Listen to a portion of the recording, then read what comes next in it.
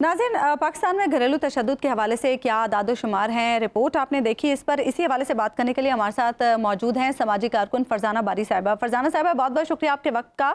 आप एक समाजी कारकुन हैं और हमारे समाज की नफ्सियात को बड़े अच्छे तरीके से समझती हैं। आपको क्या लगता है मुआशरे में जो घरेलू तशद्दुद बढ़ता जा रहा है, इसकी क्या वजूहात हैं? जनरली अगर हम देखें तो क्योंकि पूरे समाज के अंदर एक एहसास बेगानगी बहुत बढ़ रहा है। रियासत क्योंकि कमज़ोर हो रही है, रूल ऑफ लॉ नहीं है, एक तरह से जंगल का कानून है, तो लोगों के अंदर एक फ्रस्ट्रेशन भी है क्योंकि पावर्टी है, अनएम्प्लॉयमेंट है, ये मल्टीपल फैक्टर्स हैं। लेकिन ज़ाहिर है इसकी एक बड़ी वजह तो यही है कि जब रियासत कमज़ोर होती है और लोगों को ये लगता है कि अगर वो कोई जुर्म करेंगे तो उनको सज़ाएं नहीं होंगी, वो उन सज़ाओं से बच निकलेंगे, और दूसरी तरफ उनका सूरत हाल जो है समाजी हवाले से ऐसी है कि वो फ्रस्ट्रेटेड हैं, तो ज़ाहिर है कि और उनका जो एक एहसास बेगानगी जब माशरे के अंदर बढ़ता है तो उसके में ये फिर होता है कि जो बंदा ताकत में जिस भी कॉन्टेक्स्ट में होता है, अगर वो समझता है कि वो ताकत में दूसरे से ज़्यादा है, तो जो उसके अपने जो इमोशंस होते हैं उसको वो रैशनलाइज नहीं करता, मगर उसको गुस्सा आएगा तो वो मार पीट करेगा। तो मर्द ये समझता है कि औरत जो है वो उसकी अभी तक ये समझता है कि वो उसकी ज़ाती मलकियत है, तो जब भी और वो उसके साथ जैसा चाहे वो सलूक कर सकता है। तो ज़ाहिर है एक मर्द जो इस पाकिस्तानी समाज में जो है वो फ्रस्ट्रेटेड है, उसकी अपनी जो मर्दानगी के तस्वुरात हैं वो टूट रहे हैं, जबकि इसी समाज के अंदर उसको ये इख्तियार, उसके ऊपर ये जिम्मेदारी दी गई है उसको कि वो घर की कफ़ालत करेगा, कुंबे की कफ़ालत करेगा, वो नहीं कर पा रहा है। उसके पास नौकरी नहीं है, उसके पास जॉब्स नहीं है, वो ख़ुद जो है वो एहसास महरूमी का शिकार है। और उसकी वजह से जो उसके अंदर ये जो जब एक पावर कॉन्टेक्स्ट के अंदर आप रह रहे होते हैं तो फिर वो अपने गुस्से का इजहार ज़ाहिर है औरतों पे करेगा, बच्चों पे करेगा। अक्सर हम ये देखते हैं कि माएँ बच्चों पे ज़्यादा मारपीट करती हैं, उसकी भी वजह ये होती है कि वो घरों में होती हैं, ज़्यादा फ्रस्ट्रेटेड होती हैं और वो अपनी फ्रस्ट्रेशन जो है वो बच्चों पे निकालती हैं। इसी तरह मर्द जो हैं वो अपनी फ्रस्ट्रेशन औरतों पे निकाल रहे हैं, और उसके पीछे एक बड़ी वजह ये भी है कि ज़ाहिर है उनको ये भी पता है कि उनका हाथ रोकने वाला कोई नहीं, क्योंकि रियासत के अंदर जो हमारा क्रिमिनल जस्टिस सिस्टम है वो इतना कमज़ोर हो चुका है कि उसमें मतलब लोगों को जो मुजरिम है उनको कोई जजा सज़ा का खौफ नहीं रहा है। तो बहुत सारी वजूहात हैं, ख़वातीन गुनाह होने के बराबर हैं। ये भी बताइएगा कि 2021 में जो डोमेस्टिक वायलेंस बिल मंजूर हुआ है उससे घरेलू तशद्दुद को कम करने में क्या कोई मदद मिल सकेगी? जी देखिए, ये जो लॉज हैं उनका पास होना जो है वो एक नेसेसरी स्टेप होता है, वो ज़रूरी है, क्योंकि जब आपको वो लीगल राइट मिलता है तो फिर उसकी इम्प्लीमेंटेशन की बात होती है। अब मसला ये है कि घरेलू तशद्दुद के लॉज तो तकरीबन तमाम सूबों में पास हो चुके हैं, लेकिन ये है कि उसके ऊपर जब तक अमल दरामद नहीं होगा तो उसका फ़ायदा ख़वातीन को नहीं पहुँचेगा। घरेलू तशद्दुद के शिकार ख़वातीन को किसी किस्म का जो सपोर्ट सर्विसेज हैं वो अदारों से नहीं मिलती हैं। NGO सेक्टर में थोड़ा बहुत जो किसी को फ्री लीगल एड मिल जाए तो वो एक अलग बात है, लेकिन वो भी आप देख रहे हैं कि वो भी दिन ब दिन वो कम होते जा रहे हैं। मतलब हमारा NGO सेक्टर भी इतना मौसर नहीं रहा जैसे वो 60s या 70s में NGOs थोड़ा बेहतर काम कर रही थी। अब तो वो मसला भी है कि NGOs का काम भी जो है वो बहुत पीछे चला गया है। तो बात यह है कि कानून का होना तो बहुत ज़रूरी है, और वो बड़ी मुश्किल से आपको मालूम है कि घरेलू तशद्दुद के ऊपर कवानीन के ऊपर बड़ी रेजिस्टेंस रही है, असम्बलियों से उसकी बड़ी मुखालफत रही है, बड़ी मुश्किलात के बाद वो कवानीन पास हुए हैं। इस्लामाबाद में तो अभी तक घरेलू तशद्दुद का कानून नहीं है, अभी बहुत रिसेंटली जो है वो KP में पास हुआ है। लेकिन ये है कि जब तक उसके ऊपर अमल दरामद नहीं होगा ख़वातीन को उससे कोई फ़ायदा नहीं होगा। लेकिन एक लीगल हवाले से मैं समझती हूँ कि स्टेप फॉरवर्ड है, क्योंकि कानून तो होना चाहिए।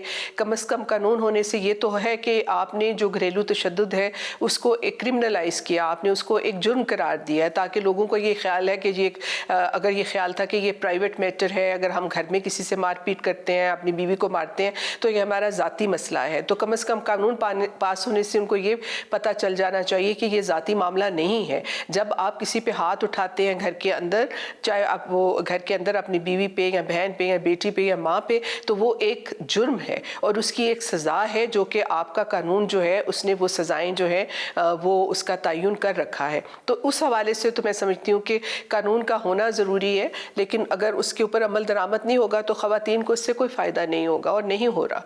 बहुत बहुत शुक्रिया फरजाना बारी साहब, आपने बिल्कुल दुरुस्त बात की कि कानून तो बन जाता है लेकिन उस पर अमल होना बहुत ज़रूरी है। इसी सूरत में ख़वातीन को इंसाफ मिल सकता है। एक ब्रेक लेंगे अब नाज़रीन, और ब्रेक के बाद बात करेंगे कि पाकिस्तान में घरेलू तशद्दुद के हवाले से क्या कानून साजी हुई है। नाज़रीन, अफसोस के साथ कहना पड़ता है कि ख़वातीन और बच्चे ना तो घर के बाहर महफूज हैं और ना ही अपने ही घर के अंदर। घरेलू तशद्दुद का मसला दिन ब दिन बढ़ता जा रहा है, लेकिन इसकी रोकथाम के लिए भी इक़दाम हो रहे हैं। गुज़श्ता बरस हुकूमत पाकिस्तान ने डोमेस्टिक वायलेंस बिल मंजूर किया। इस बिल की मुतादिद शिकों पर एतराज़ात भी उठाए गए, लेकिन मजमूई तौर पर इस बिल की हिमायत की गई। डोमेस्टिक वायलेंस पर होने वाली इस कानून साजी के अहम निकात क्या हैं, इस पर देखिए ये रिपोर्ट।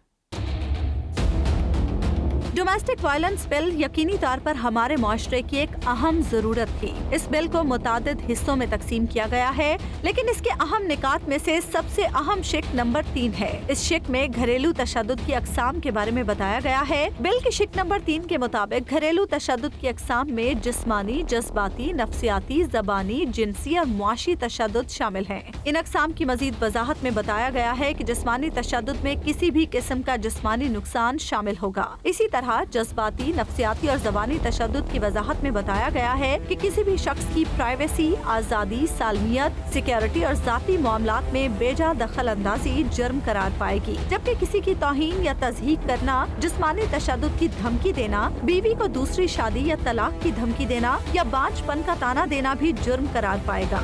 इसी तरह किसी खातून के किरदार पर शक करना, जानबूझकर या गफलत में तर्के ताल्लुक करना, निगरानी या ताक़ुब करना, हरासानी या बीवी को शौहर के अलावा किसी दूसरे शख्स के साथ रहने पर मजबूर करना भी ज़्यादती और जुर्म के मुतरादिफ होगा। जबकि इस बिल में शामिल मुआशी तशद्दुद की तारीफ के मुताबिक किसी भी शख्स को जानबूझकर उन माली वसाइल से महरूम रखना जुर्म होगा जिसका मुतासरा शख्स कानूनी तौर पर हकदार हो। इस बिल की अहम बात यह है कि ये बिल सिर्फ खवातीन के लिए नहीं है।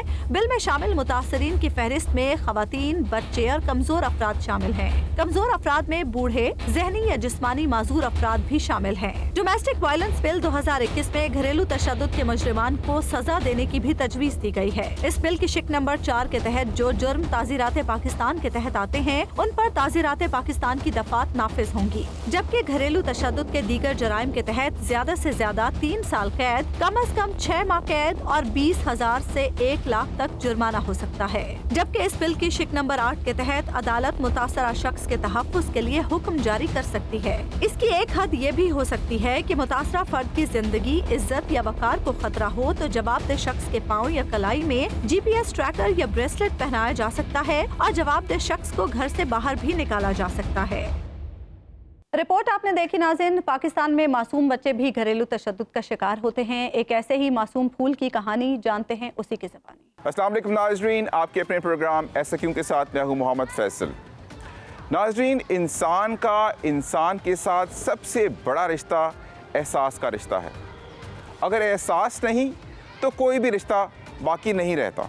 पाकिस्तान में एक बहुत बड़ा मसला जो इस वक्त और पिछले कुछ अरसे से बहुत ज़्यादा बढ़ गया है, वो ये है कि बच्चों के साथ तशद्दुद के वाक़यात आए दिन मंजर आम पर आते रहते हैं। Child protection and welfare bureau of Punjab एक ऐसा इदारा है जो बच्चों के तहफ़्फ़ुज़ के साथ साथ उनकी फ़लाह बहबूद के लिए भी काम करता है।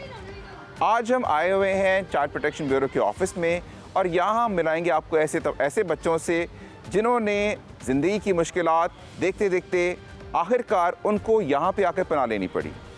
उनके साथ ऐसा क्या हुआ, क्यों हुआ, कैसे हुआ, दिखाएंगे आप। मेरा नाम आमना है और मैं रावलपिंडी से हूँ। मैं जब छोटी थी तो मेरे मम्मा पापा की लड़ाई होती थी, जिसकी वजह से मम्मा ने जहर खा लिया।